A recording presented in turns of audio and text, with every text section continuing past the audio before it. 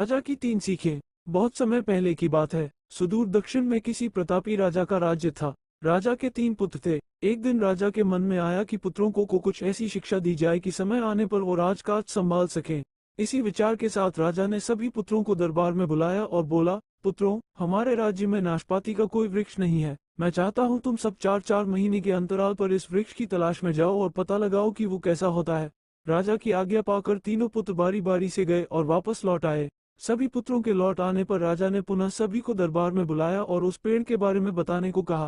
पहला पुत्र बोला, पिताजी वो पेड़ तो बिल्कुल टेढ़ा मेढ़ा और सूखा हुआ था। नहीं नहीं, वो तो बिल्कुल हरा भरा था, लेकिन शायद उसमें कुछ कमी थी क्योंकि उस पर एक भी फल नहीं लगा था। दूसरे पुत्र ने पहले को बीच में ही रोकते हुए कहा। फिर तीसरा पुत्र बोला, भैया लगता है आप भी कोई गलत पेड़ देख आए, क्योंकि मैंने सचमुच नाशपाती का पेड़ देखा। वो बहुत ही शानदार था और फलों से लदा पड़ा था। और तीनों पुत्र अपनी अपनी बात को लेकर आपस में विवाद करने लगे कि तभी राजा अपने सिंहासन से उठे और बोले, पुत्रों, तुम्हें आपस में बहस करने की कोई आवश्यकता नहीं है। दरअसल तुम तीनों ही वृक्ष का सही वर्णन कर रहे हो।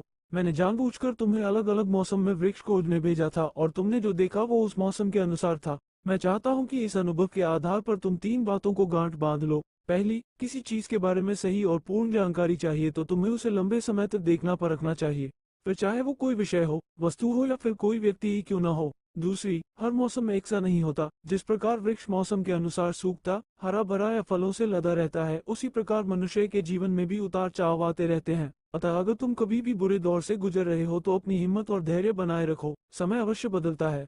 और तीसरी बात, अपनी बात को ही सही मानकर उस पर अड़े मत रहो, अपना दिमाग खोलो और दूसरों के विचारों को भी जानो। ये संसार ज्ञान से भरा पड़ा है, चाहकर भी तुम अकेले सारा ज्ञान अर्जित नहीं कर सकते। इसलिए भ्रम की स्थिति में किसी ज्ञानी व्यक्ति से सलाह लेने में संकोच मत करो।